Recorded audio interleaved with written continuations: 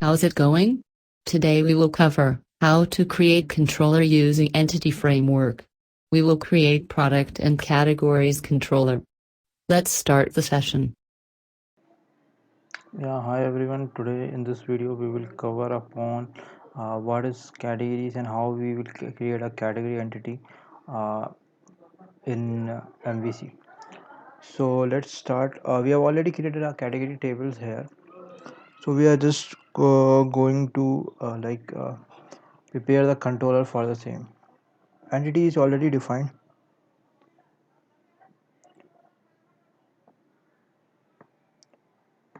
So our entity is already defined. We are just going to work on this. So we have the product entity here.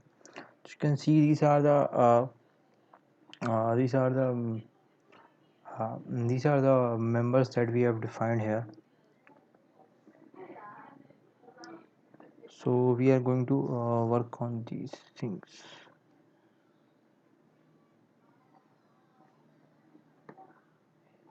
So you can see this is how we can define a foreign key. This is our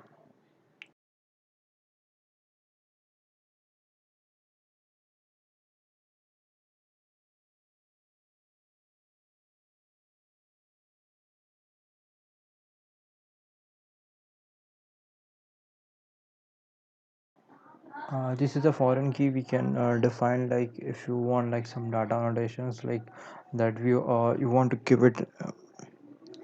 Yeah, so we can define data annotations here.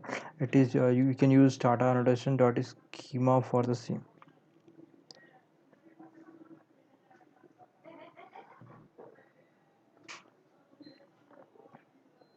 Yeah, you can mention different data annotations, like you can use record, you can use some message, like you can give the message also. You can give uh, foreign key, primary key, as well as you can provide uh, you can visit this data annotation site, and you can find out what are the data annotations that you can give. So when you are using any sort of data annotations, you have to just do the migration once, then only it will be applicable. So अभी आ जाते हैं web layer में. अब हम लोग category controller define करेंगे. तो अभी हम लोग कंट्रोलर डिफाइन करेंगे. तो कंट्रोलर डिफाइन करने का एक तरीका ये है कि जब भी आप एम वी सी में यूज़ करें डॉट नेट फ्रेमवर्क, अगर आप किसी डैशबोर्ड कंट्रोलर या फिर कोई भी कंट्रोलर क्रिएट कर रहे हैं डैशबोर्ड एरिया के अंदर, तो आपको कंट्रोलर क्रिएट करते समय एग्जिस्टिंग डाटा कनेक्शन जो आपने यूज़ किया वो नहीं यूज़ करना है. आपको नया कंटेक्स्ट क्लास क्रिएट करना पड़ेगा फॉर द सेम. तो यहाँ पे कंटेक्स्ट क्लास क्रिएट करना बहुत आसान है. जब आप क्रिएट कर रहे हैं, आपका प्लस साइन है, तो डाटा कंटेक्स्ट क्लास आप वहाँ पे क्रिएट कर सकते हैं. और लेटर ऑन अगर आपको दूसरा वही पुराना वाला कंटेक्स्ट क्लास यूज़ करना है, तो आपको simply just change in the controller name above, and you can remove from the web.config file. तो यहाँ से हम लोग सबसे पहले जो भी एंटिटी यूज़ करना है उसको एंटिटी को यूज़ कर लेंगे. और डाटा कंटेक्स्ट क्लास यहाँ से मैं आपको दिखा रहा हूँ. जब आप use as async controller use कर सकते हैं और नॉन एसिंक भी.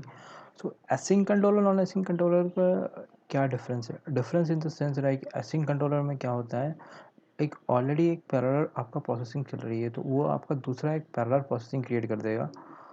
जब वो पैरेलल प्रोसेसिंग क्रिएट कर देगा तो वो आपका आराम से आप यूज़ कर पाएंगे. और उसके लिए एवेड मेथड यूज़ करते हैं. नहीं तो फिर अगर आप नॉन सिंक्रोनस यूज़ कर रहे हैं, तो आपका सेम प्रोसेसिंग चलता रहेगा. उसके लिए आपका साइट थोड़ा ज़्यादा टाइम लगेगा प्रोसेस करने के लिए, और वेब पेज प्रोसेस करने के लिए.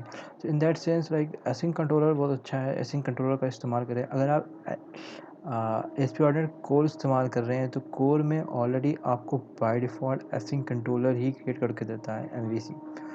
कोड में कंट्रोलर क्रिएट करने का अलग तरीका है. मैंने ट्राई किया था डैशबोर्ड एरियाज़ के अंदर कंट्रोलर क्रिएट करने के लिए, पर वो क्रिएट नहीं हुआ था.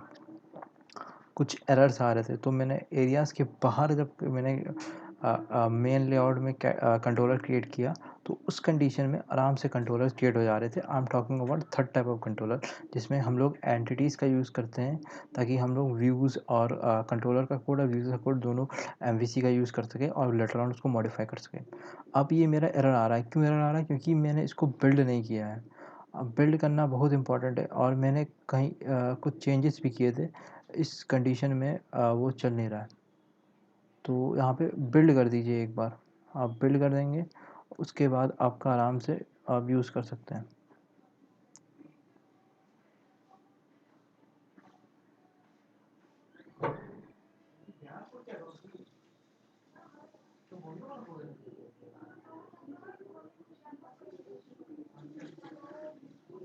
अब यहाँ पे कंट्रोलर क्रिएट करें और कंट्रोलर विथ व्यूज़।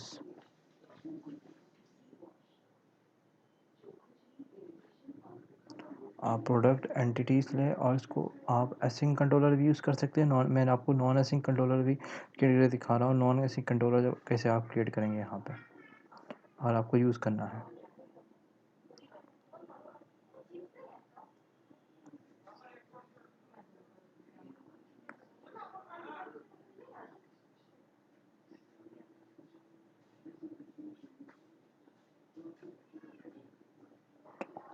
तो यहाँ इस तरह से मैंने नॉन एसिंक कंट्रोलर भी क्रिएट कर लिया यहाँ पे। यहाँ पे मैंने प्रोडक्ट्स के जितने भी फंक्शंस है वो हम लोग क्रिएट कर लिया है। पर मैं प्रोडक्ट्स का एक चीज़ करूँगा, मैं एडिट और क्रिएट का दोनों का सेम एक्शन बनाऊँगा। उसके लिए मैं एक एक्शन नाम का कंट्रोलर बनाऊँगा, सॉरी मेथड बनाऊँगा कंट्रोलर के इनसाइड में। अब हम लोग क्या कर लेते हैं, मैं पुराना वाला कंटेक्स्ट क्लास यूज़ करूँगा, तो मैं एप्लीकेशन डीबी कंटेक्स्ट को यूज़ कर रहा हूँ। वहाँ पे कनेक्शन में एप्लीकेशन डीबी कंटेक्स्ट का यहाँ पे मेंशन कर दे रहा हूँ। मेंशन करने का बहुत आसान है, राइट क्लिक करें, रीनेम कर सकते हैं आप, डायरेक्टली हर जगह रीनेम हो जाएगा। आप चाहे तो ये मेथड कर सकते हैं या फिर सिंपली हर जगह पे जाकर रीनेम कर सकते हैं। ये आपका जो भी आप करना चाहें तो आप कर सकते हैं। उसको करें और अप्लाई पे जब क्लिक करेंगे तो आप आराम से 3 फाइल में अपडेट हो जाएगा। अब 3 फाइल कौन सी 3 फाइल है? एक तो ये कंट्रोलर में है और आपका कैटेगरीज कंट्रोलर में भी है, और तीसरा हमारा वेब डॉट कॉन्फ़िग फाइल में मैंने मेंशन किया।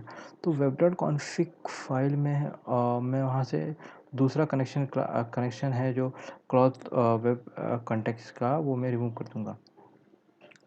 Later on in this project we will try to go with 2 types of context class.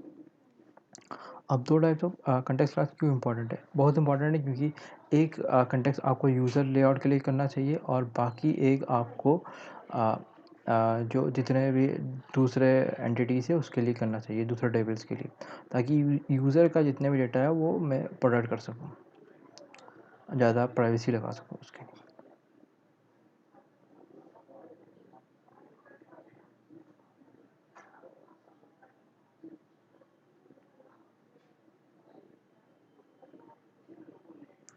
ठीक है, इस तरह से मैंने प्रोडक्ट्स का भी बना दिया और कैटेगरीज का भी यहाँ पे मैंने क्रिएट कर लिया है। अब मैं सारे टैब्स को क्लोज कर देता हूँ।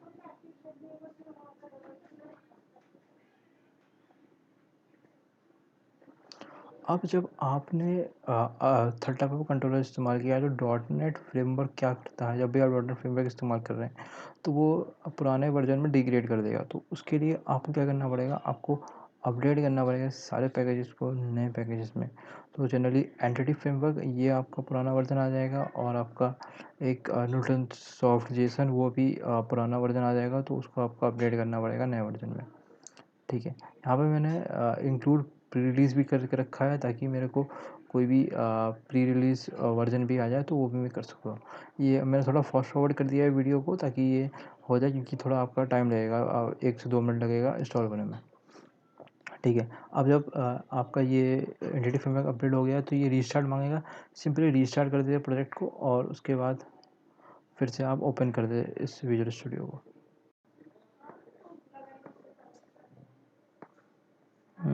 वेरीफाई कर दीजिए सारे जितने भी पैकेजेस है वो अपडेट हो गया है कि नहीं। वेरीफाई करने के लिए आप न्यूगेट पैकेज मैनेजर स्टूडियो में जा सकते हैं, न्यूगेट पैकेजेस में, और वेरीफाई कर सकते हैं सब आपका अपडेट हो गया है कि नहीं सही से।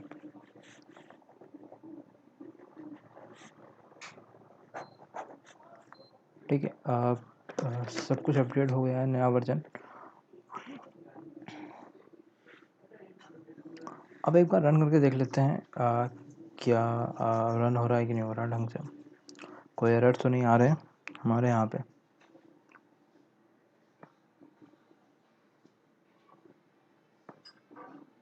सिंपली मैंने इसको रन कर दिया है। कोई भी ब्राउज़र आप इस्तेमाल कर सकते हैं, प्रेफरली क्रोम इस्तेमाल करें या फिर आवाज़ ब्राउज़र आप इस्तेमाल कर सकते हैं। प्रेफर करेगा आवाज़ क्रोम यूज़ करने का। ठीक है,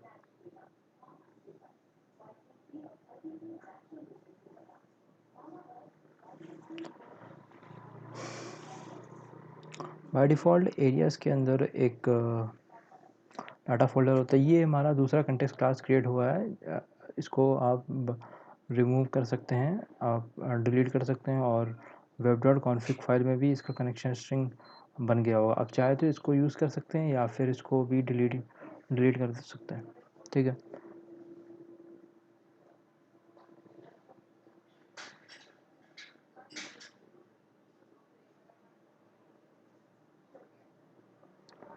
मैं इसको कमेंट आउट कर देता हूँ।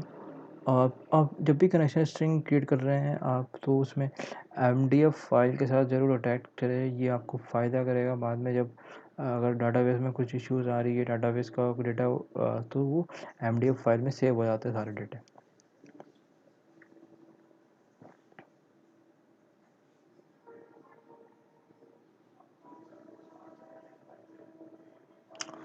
जब भी आप कोई भी एंटिटीज़ क्रिएट कर रहे हैं, तो आप डीवी सेट में यहाँ पे डीवी सेट ज़रूर मेंशन कर लें। आप कैटेगरीज क्रिएट कर रहे हैं, प्रोडक्ट्स क्रिएट कर रहे हैं, जो भी एंटिटी क्रिएट कर रहे हैं वो आपका यहाँ पे क्रिएट कर दें। अब आपने देखा होगा हर बार मैं जब भी कोड लिख रहा हूँ, अगर सी शार्प का कोई भी कोड लिख रहा हूँ, तो मेरे को रीबिल्ड करना पड़ रहा है बार बार। अगर आप ASP डॉट नेट कोर इस्तेमाल कर रहे हैं तो रीबिल्ड करने का कोई ज़रूरत नहीं है, वो ऑटोमेटिक रीबिल्ड हो जाता है। तो ये बेनिफिट है ASP dot net core use करने का। इसीलिए ज़्यादातर लोग डॉट नेट फ्रेमवर्क यूज़ नहीं कर रहे हैं आजकल।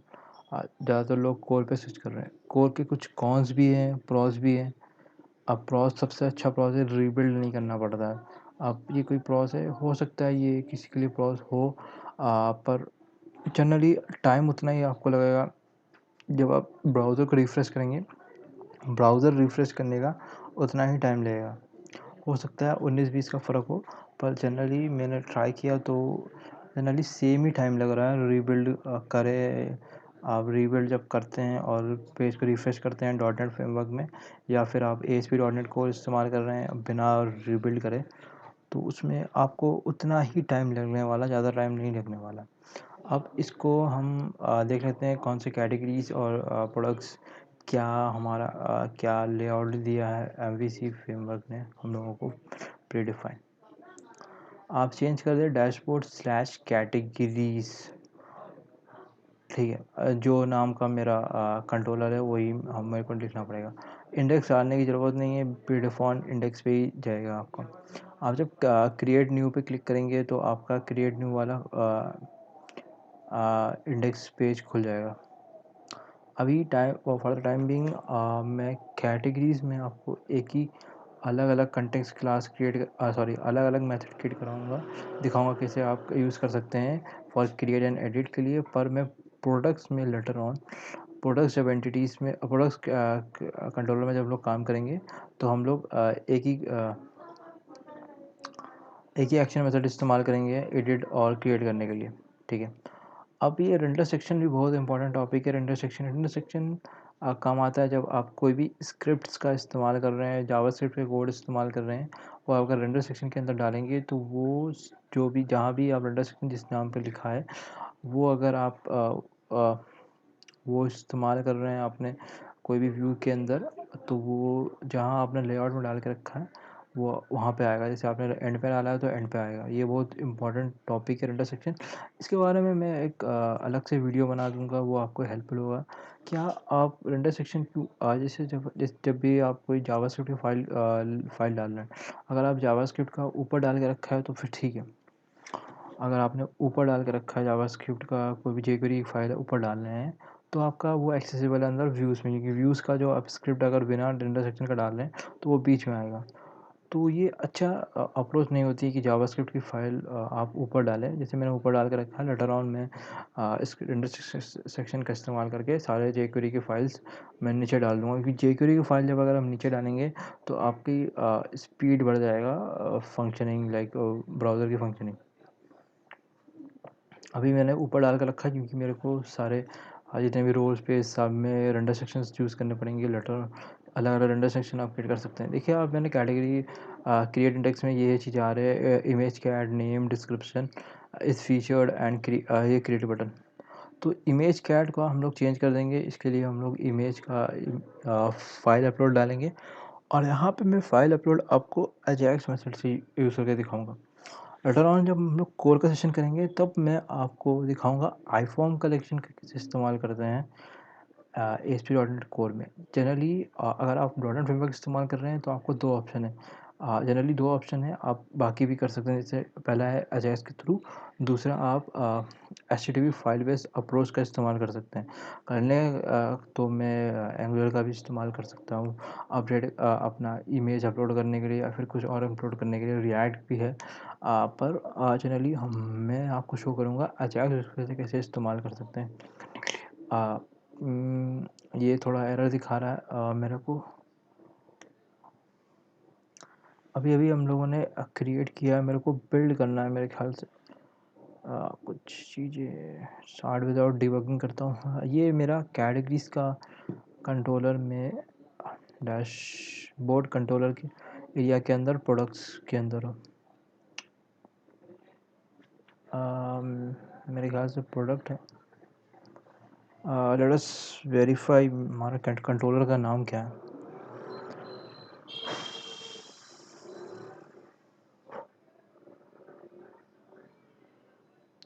यूज़र वाला तो चल रहा है हमारा, कैटेगरीज भी चल रहा है, प्रोडक्ट्स वाला नहीं चल रहा है मेरा।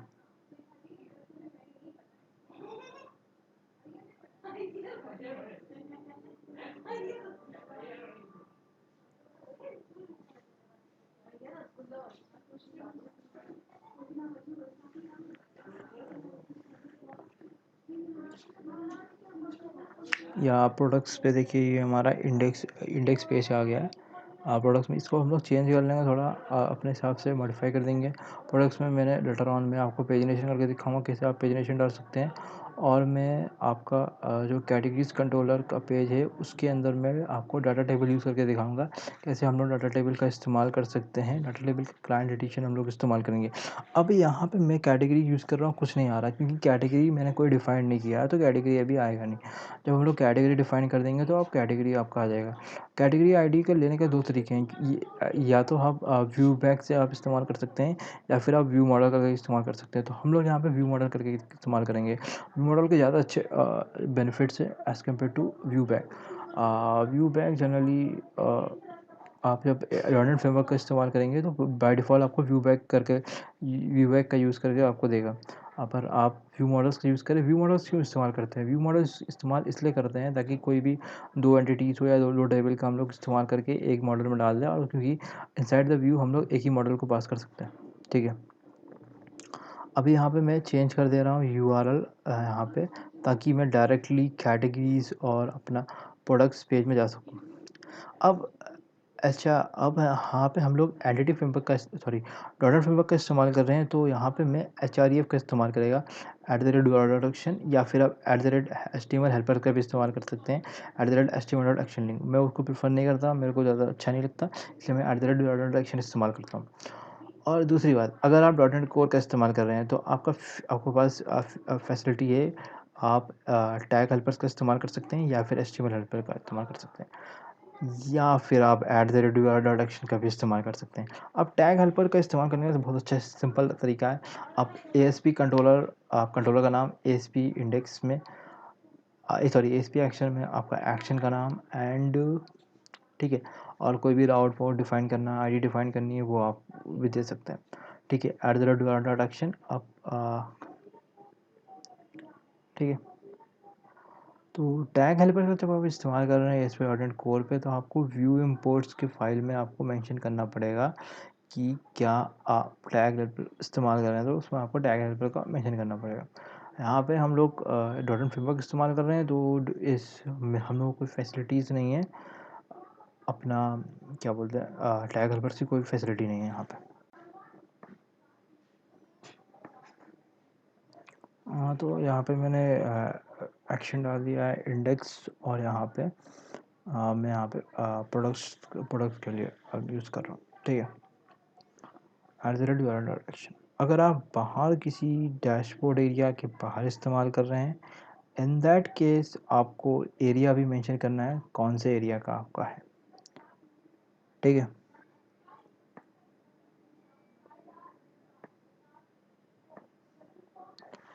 तो यहाँ पे मैंने इंडेक्स पेज, ये मेरा इंडेक्स पेज है, यहाँ पे मैं चेंजेस करूँगा लेटर ऑन, व्यू में चेंज करूँगा, इंडेक्स व्यू में और क्रिएट व्यू में भी हम लोग काम करेंगे। सबसे पहले जाते हैं कैटेगरी टेबल के अंदर, सॉरी कैटेगरी कंट्रोल इंडेक्स के अंदर।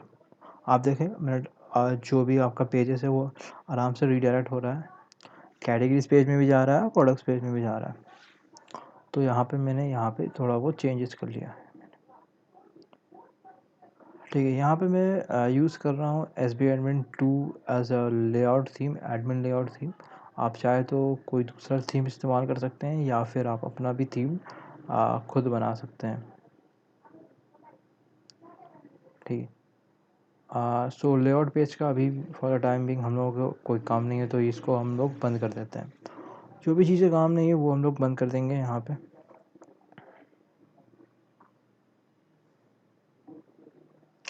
अब मैं रोल्स पेज में जाता हूँ। रोल पेज में मैंने कैसे इस्तेमाल किया है, यहाँ से जो भी मैंने बूटस्ट्रैप की फ़िलहाल से जेक्यूरी की फ़ाइल है, यहाँ पे मैं बूटस्ट्रैप 5 का इस्तेमाल करके आपको दिखा रहा हूँ कि बूटस्ट्रैप फाइल में कैसे क्लासेस इस्तेमाल करते हैं। एक्चुअली इन एडमिन लेआउट में इन लोगों ने बूटस्ट्रैप का 4.5 वर्जन इस्तेमाल किया है, तो 4.5 वर्जन थोड़ा पुराना एडिशन है, तो यहाँ पे मैं नया वर्जन ही इस्तेमाल करूँगा। तो यहाँ पे मैं ओवरराइड कर दे रहा हूँ बूटस्ट्रैप की फ़ाइल जो यहाँ पे इन लोगों ने दिया है। ये तरीका आप एक ही इस्तेमाल करना चाहिए बूटस्ट्रैप का, पर हम लोग दोनों पुराना वर्जन वही इस्तेमाल कर रहे हैं, ताकि पुराना वर्जन इस्तेमाल करेंगे तो यह लेआउट पूरा डिस्टर्ब हो जाएगा। Later on in this video like in this session like I will add the add my own theme, so in that case like हम लोग को ये पुराना वर्जन की ज़रूरत नहीं पड़ेगी।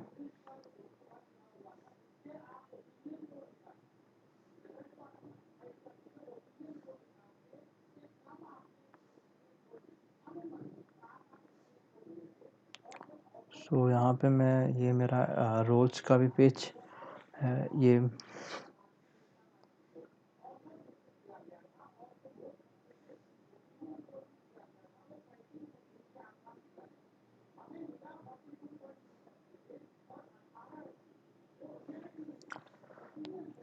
देखिए लेआउट थोड़ा डिस्टर्ब हो गया है, क्योंकि हम लोग पुराना नया वर्जन भी इस्तेमाल कर रहे हैं, नया वर्जन में थोड़ा लेआउट डिस्टर्ब हो जा रहा है, इसीलिए मैं ट्राई करेगा लेआउट को फिक्स करने में, ठीक है।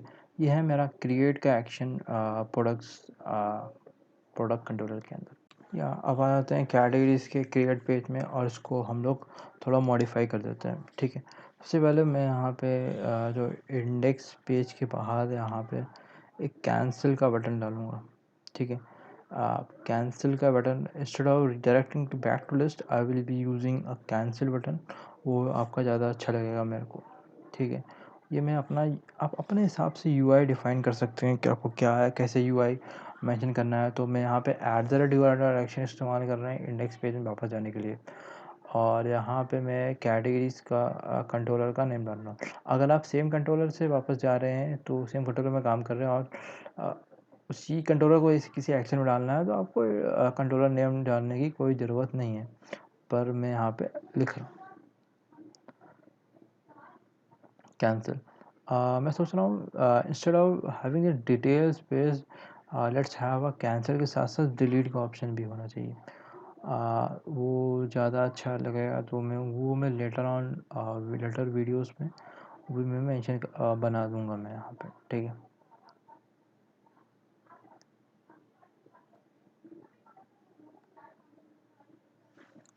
सो यहाँ पे मैं बिल्ड करके दिखा रहा हूँ आपको, बार बार मैं बिल्ड करके दिखा रहा हूँ यहाँ पे। ऐसे जब हम लोग व्यूज़ पे काम कर रहे हैं तो कोई बिल्ड करने की ज़रूरत नहीं है आपको, there is no need for building the things. ये अच्छा, ये मैंने कैटेगरी पेज के अंदर देखिए यहाँ पे कैंसिल का ऑप्शन आ जाए, ठीक है। अब यहाँ पे मैं बटन BTN डेंजर का इस्तेमाल कर रहा हूँ। आप चाहे तो कोई BTN सक्सेस या BTN सेकेंडरी, आप जो चाहे आप वो मेंशन कर सकते हैं, ठीक। इसको मेरा थोड़ा सही नहीं लग रहा है, तो मैं यहाँ पे इनपुट टैग के बाद जो सबमिट टैग है उसके, और यहाँ पे क्लास में चेंज कर दिया BTN सक्सेस मैंने डाल दिया। सक्सेस ग्रीन कलर का आपका आएगा बटन। अगर आपको थोड़ा ग्रे कलर का ग्रेइश बटन चाहिए तो आप BTN सेकेंडरी का इस्तेमाल कर सकते हैं,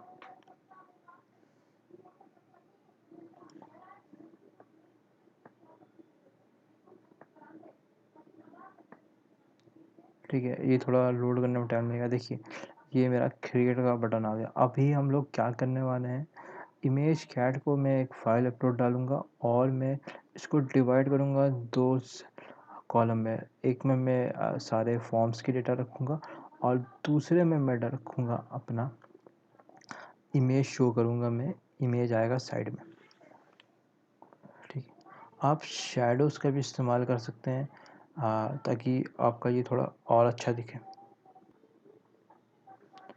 यहाँ पे मैं कैटेगरीज कंट्रोलर में अब मैं जा रहा हूँ इंडेक्स व्यू में।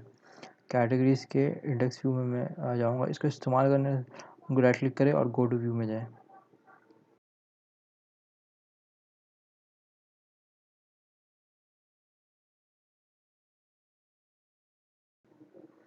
सिंपली आप URL डायरेक्शन का इस्तेमाल करें, AHRE equal to @URL direction, और ब्रैकेट में सबसे पहले आप यहाँ पे लिखें क्या लिखना है आपको, जो इंडेक्स और जो व्यू के अंदर आपको जाना है। जैसे क्रिएट व्यू का अंदर मेरे को जाना है तो क्रिएट व्यू, साइड में डबल कोट्स के अंदर मेरे को कैटेगरी का नाम, जो भी कंट्रोलर का नाम, और ब्रैकेट्स क्रिएट करने के बाद मेरे को यहाँ पे क्रिएट जो नाम से मेरे को बटन चाहिए और एक्शन लिंक चाहिए वो मैं वहाँ पे मेंशन करूँगा।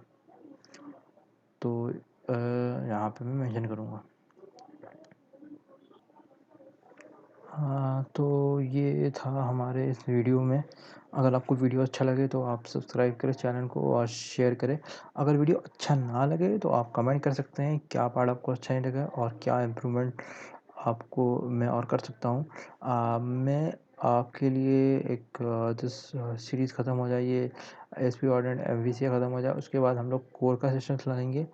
आप कोर में मैं एक ट्यूटोरियल बनाऊंगा जिसमें अब मैं जिम मैनेजमेंट सिस्टम का इस्तेमाल बनाएंगे। इसमें मैं ई-कॉमर्स बना रहा हूँ, वहाँ पे मैं जिम मैनेजमेंट सिस्टम बनाऊंगा ASP.NET कोर का इस्तेमाल करके। साथ में हम लोग एंगुलर का भी इस्तेमाल करेंगे, दिखेंगे कैसे एंगुलर का इस्तेमाल कर सकते हैं as a client side validation. तो इस वीडियो में इतना ही था।